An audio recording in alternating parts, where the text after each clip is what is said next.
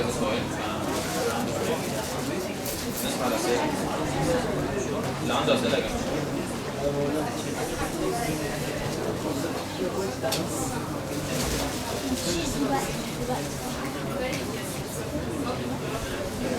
يا جماعة. الصوت بس يا جماعة عشان أسمع سؤالك.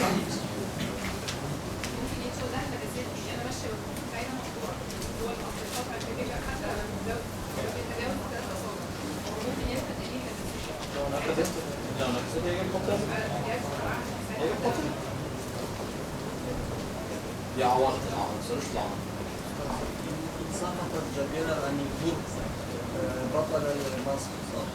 بطل المصر واجب عليه غسل الرجال، غسل الموضع. إذا غسل اليقينية نعم ليس يعني استخلاف الوضوء. لا لا فقط موضع. كان في حد تاني جاي المسح على الجزائر احنا قلنا من شروط أو شرط عشان يصح إن يشق الجزائر ده بغلبة ظن غلبة الظن أو قول طبيب ثقة أو هو يضر ده قول طبيب مش أو غلبة الظن إنما الشق عنده عادة فعارف في حد تاني المسح على الجبال كله لأن هو مش قياس على الخوف وإنما هو سقوط للعضو ده تيسيرا هي رخصة. لو جرح مثلا في جزء من الايد مش في الايد كلها هل هحط العضو كله ولا الحته دي بس؟ يسقط موضع الجرح والموضع اللي بتحتاج اليه للشد لان عاده ما بتقدرش تضع على قدر الجرح فقط ولكن مثلا لو هو جرح قد كده فانت ربطت دراعك كله ده مبالغه فالمبالغه دي لا يجوز المسح عليها ولكن لو مثلا هو الجرح قد كده فانا ربطت عليه اعرض منه ده لا يضر يعني لان ده يحتاج اليه عاده.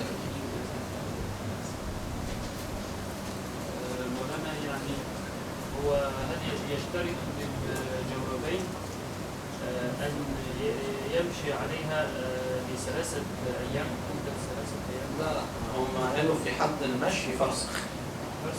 نعم يستطيع لو أراد أن يتحرك عليها أو يمشي عليها يمشي قدر فرسخ 3 أيام. يعني ما فيش كلام خالص؟ نعم. يعني ليس هناك حتى يعني قيل هذا الكلام يعني سمعت هناك شيء هو قال يعني لأن مدة السفر 3 أيام فأنت إذا تمسح عليها يجب عليك أن تقدر أن تمشي بها لمدة 3 أيام. لم أرى هذا من قبل.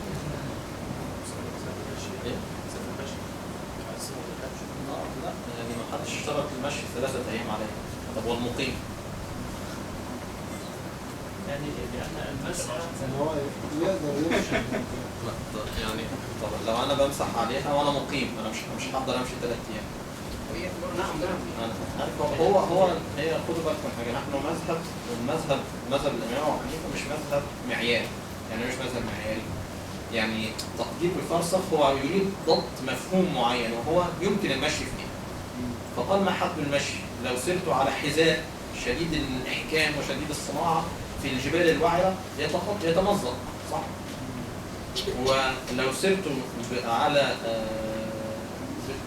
بجورب رقيق جدا على سيراميك مثلا او على ارض ملساء لو سرت مئات الاميال لا يحدث له شيء صح فما هو الضابط فيضبطوها بالمشي مقدار 3 أميال طلوعا ونزولا يصلح له حتى ولو لم افعلها يعني شرط بالقوه وليس بالفعل يعني يكون من شأن هذا الجورب ان انا لو اردت المشي به استطيع ان امشي به هذه ايه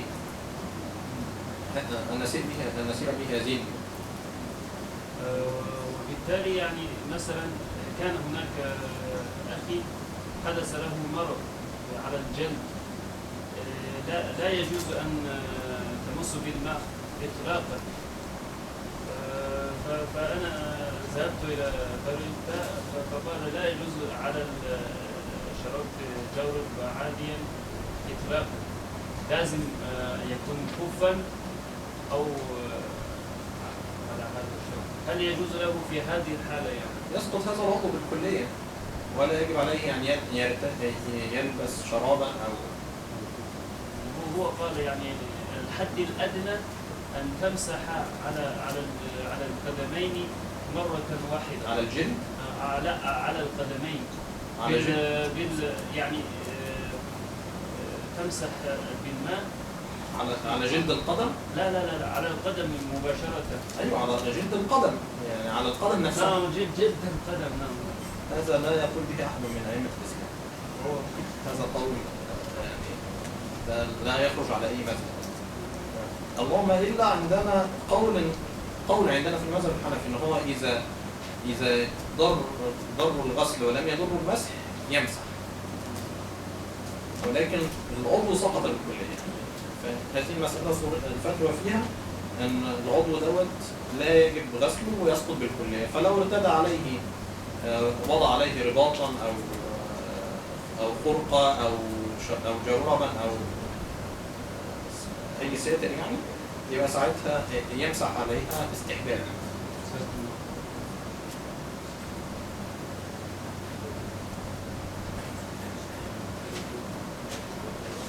في سؤال قديم: الفرق بين الودي والمني الاثنين من الشهوة؟ لا، الودي بينزل عقيب التبول ما فيهوش شهوة، واحد يستوجب الغسل وواحد يستوجب الغسل وواحد يستوجب الغسل. فرق بينها ايه؟ المني ينزل اثناء الضغط والشهوة، ينزل على وجه الضغط والشهوة. الودي لا يخرج لا بضغط ولا بشهوة، بيخرج زيه زي البول بالظبط. فده وجه التفرقة دي. باب الحيض كبير شوية، فهنقرأ في باب الأنجاز ونأخر باب الحيض إن شاء الله لبعد الدرس القادم علشان ما نبدأش فيه ونوقفه في النص. فنقرأ كتاب باب الأنجاز في آخر كتاب الطهارة، يبقى لنا في الطهارة فقط كتاب الحيض نقرأه إن شاء الله في الدرس القادم، وبذلك نكون أنهينا كتاب الطهارة إن شاء الله من كتاب الحيض. طبعا ننبه في اخر الدرس ان شاء الله ان الجمعه السبت القادم هيبقى العيد كل عام وانتم طيب، ان شاء الله مش هيبقى فيه درس، يعني السبت القادم هيبقى اجازه ان شاء الله. ننبه عليها تاني ان شاء الله في اخر الدرس. فكروا. باب الانجاز: تطهير النجاسه واجب من بدن المصلي وثوبه والمكان الذي يصلي عليه. فيجب وثيابك فايه؟ تطهر. فيجب على الانسان ان هو يطهر ثوبه ويطهر بدنه جلده يعني، ويطهر الموضع اللي بيصلي فيه. لو بيصلي على سجادة كبيرة زي دي مثلا، فيجب طهارة المكان الذي يصلي عليه. يعني لو هناك على طرف السجادة في نجاسة لا يضر المصلي طالما هو بعيد عن موضع النجاسة. ويجوز تطهير النجاسة بالماء المطلق وبكل مائع طاهر يمكن إزالتها به، كالخل وماء الورد والماء المستعمل. العلة في إزالة النجاسة عندنا هي إزالتها بأي وجه. يعني لا يشترط استخدام الماء لا يشترط استخدام الماء لإزالة النجاسة، وإنما إزالتها بأي وجه. يعني بأي وجه؟ مادة كيماوية، قصيت موضع النجاسة اللي على الملابس، ولعت فيها، حضرت عفريت فأزالها، أيا كان، المهم تزيل عين النجاسة. فأي حاجة تزيل عين النجاسة يجوز استخدامها. المسح ما بيزيلش، في القماش وفي غيره ما بيزيلش.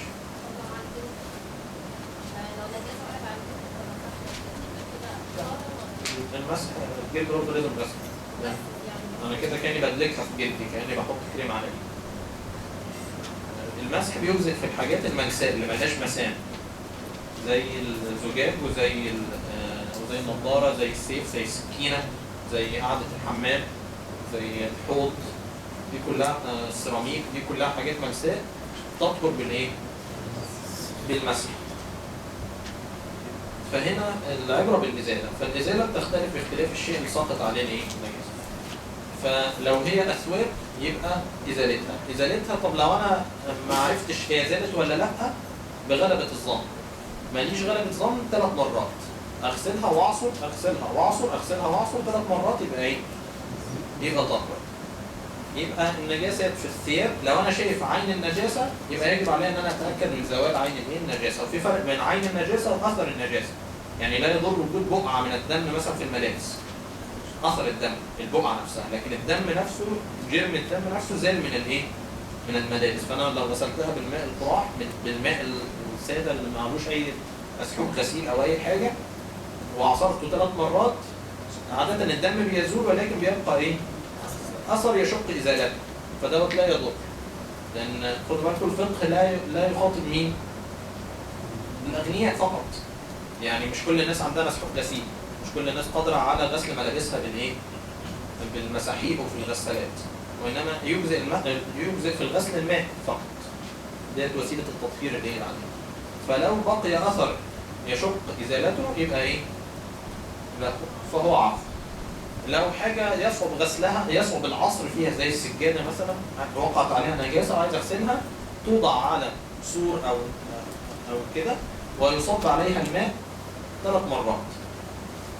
أصب عليها المية لغاية ما ينقطع التقاطر. تبقى دي بمثابة إيه؟ غسلة. بعد كده أصب عليها الماء تاني لغاية ما ينقطع التقاطر، بطل تنقط يعني. يبقى دي الغسلة التانية، وبعدين أصب عليها الماء مرة تالتة لغاية ما ينقطع التقاطر، يبقى دي مرة تالتة تطهر إيه؟ بيها، لأن أنا مش هقدر أمسك السجادة وإيه؟ وأعصرها يعني. الماء المستعمل يمكن استخدامه في إزالة النجاسة دون الوضوء، لأن هو بيحقق العلة وهي إزالة عين الإيه؟ عين النجاسة. كالخل وماء الورد والماء المستعمل.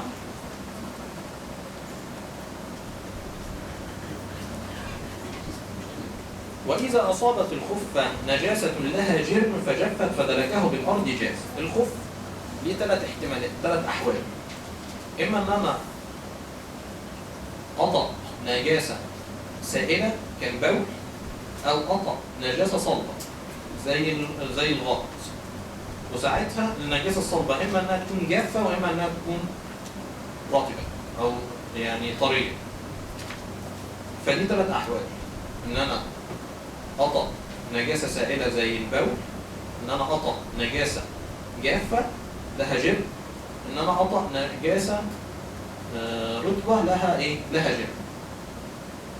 الحالة الأسهل لو أنا وطأت نجاسة جافة، فهنا ساعتها تفرك. يعني إيه تفرك؟ يعني الفردتين مثلا أو في الأرض أحك الإيه؟ باطن الخف فتطهر. دي لو هي جافة، لو هي إيه؟ جافة. لو هي رطبة يعني ليها يعني لسه مبلولة فيها بلل ولكن لها جرم، ساعتها بتتركها حتى تجف، لأنك أنت لو جيت تفركها دلوقتي بتنتشر. واضح؟ بتنتشر في الإيه؟ في الخف. فبتتركها لغاية ما تجف، فإذا جفت بتدلكها. إذا جفت بتدلك. إذا كانت مائعة فلا يصح فيها إلا الغسل، ولكنهم أفتوا بإيه؟ تيسيرا بقول الإمام أبو يوسف إن هو يروح يدوس في تراب ويترك التراب حتى يجف ثم إيه؟ ثم يفركه. تمام؟ يعني التراب هيمتص الإيه؟ البول اللي تشربه النعم، فبامتصاصه هيبقى النجاسة لها جرم بس رطبة، فيتركها حتى إيه؟ تجف فيتركها فهي يطهر. دي الرخصة. طبعا ده الكلام ده كله عشان أصلي بالإيه؟ بيه. وإلا فأنا لو عايز أسيبه على نجاسته خلاص يبقى ما تصليش بيه، وإنما دوت عشان تصح إيه؟ صلاتي. وإذا أصابت الخف نجاسة لها جرم فجفت فدلكه بالأرض جاز. يعني في بعض النسخ جازت الصلاة فيه. والمني نجس يجب غسل رطبه يجب غسل رطبه فإذا جف على الثوب أجزأ فيه الفرق. المني نجس ولكن فإذا أصاب الملابس وهو رطب يجب إيه؟ يجب غسله. فإذا جف على الثوب أجزأ فيه الفرق لأنه بيقلله. والنجاسة إذا أصابت المرآة أو السيفة اكتفي بمسحهما. أي حاجة لها ملهاش مسام زي رخامة المطبخ، زي قعدة الحمام أو غيره. وإذا أصابت الأرض نجاسة فجفت بالشمس وذهب أثرها جازت الصلاة على مكانها ولا يجوز التيمم منها. على ظاهرها في موضع للنجاسة فنشفت، فساعتها تصلي فيها لكن ما تتيممش من هذا الإيه؟ من هذا الموضع. ومن أصابه من النجاسة المغلظة، إيه هي النجاسات المغلظة؟ الدم والبول والغائط والخمر. الخمر اللي هو النيء من ماء العنب إذا غلى واشتد وقذف بالإيه؟ بالزمن. تمام؟ يعني مش كل حاجة متخمرة اسمها خمر، إنما الخمر هو المصنوع من ماء العنب فقط، مش أي عنب، يعني لازم بشروط معينة. نعرفها في الأشياء إن شاء الله. وده على سبيل الحصر والجمع والغالب احنا لسه كالدم والبول والغائط، الخمر، المني، القيء الكثير، لعاب، قلناها قبل كده، لعاب ما لا يؤكل لحمه من السباع، وكل ما لا يؤكل لحمه زي السباع والكلاب والخنزير. حاجة ناقصة؟ قلنا القيء وعين الخنزير، بس مفيش خنزير حاجة على التيوم يعني. فديت كلها ايه؟ النجاسة. الدم طبعا الدم السائل دون المسفوح، دون دم الذبائح، ده ليس نجس. فدي اسمها نجاسات مغلظة. ايه حكم النجاسات المغلظة؟ معفو عن مقدار الدرهم. مقدار الدرهم هو مقدار الايه؟ مقدار الكف في ملابسك، في اي موضع في ملابسك، مفرقة او ايه؟ او مجتمعة. ويكره مع القدرة على تغيير الملابس. يعني المقدار المعفو عنه دوت، وانا قاعد في البيت وعندي ملابس ثانيه نظيفه، يبقى يستحب ليا ان انا ايه؟ او يسن ليا ان انا اغيرها، وانما دي رخصه، لان الانسان لا تخلو ملابسه عن قليل ايه؟ نجاسه في العاده، فعفي عن هذا الايه؟ عن هذا المقدار. صحيح. نعم صحيح.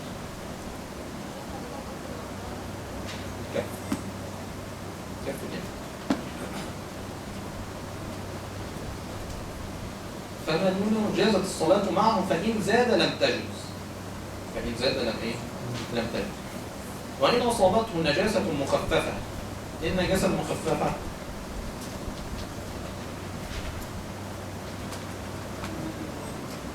هو الضابط فيها كل ما تعم به البلوى.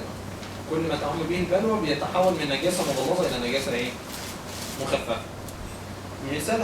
مثالها شهير بول ما يؤكل إيه؟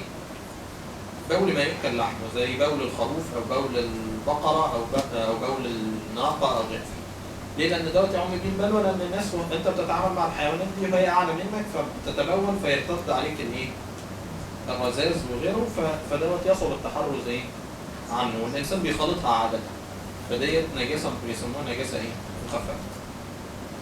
كبول ما يؤكل لحمه جازت الصلاه معه ما لم يبلغ يعني القدر الذي أصاب الملابس ربع الثوب. اختلفوا في ما المقصود بكلمة ربع الثوب، فبعضهم قال إن الكم ربع الكم، وبعضهم قال لو أنا لابس قميص وبنطلون ربع القميص، وبعضهم قال ربع ملابسك إيه؟ كلها.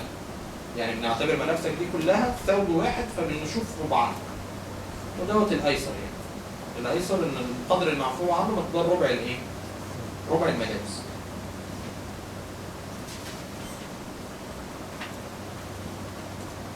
فما كان وتطهير النجاسة التي يجب غسلها على وجهين. طريقة التطهير بقى، يعني يبقى هنا في قدر معفو عنه من النجاسة، وهو الدرهم في النجاسة المغلظة وربع الثوب في النجاسة الايه؟ المخففة. فما كان طريقة التطهير بقى نوعين. قال لك فما كان له منها عين مرئية فطهارتها زوال عينها إلا أن يبقى من أثرها ما يشق إزالته. شرحنا. وما ليس له عين مرئية، يعني أنا مش شايف النجاسة، سقطت ماء نجس على الملابس ديت يعني، وأنا مش قادر أحدد موضع الملابس لونها غامق مثلا، مش قادر أحدد موضع الإيه؟ النجاسة. فطهارتها أن يغسل حتى يغلب على ظن الغاسل أنه قد طهر. حتى يغلب على ظن الغاسل أنه قد إيه؟ قد طهر. ما لهوش ظن بيكتفي بثلاث إيه؟ 3 مرات. نتوقف هنا ونبدأ في قراءة الموطأ. هي ما فاضل باب الاستنجاء، لو حد عايز ما عندوش، لو عايز يحط له عنوان جانبي هو موجود في بعض النسخ، باب الاستنجاء. فاحنا كده بقي لنا باب الاستنجاء وباب الايه؟ الحمل.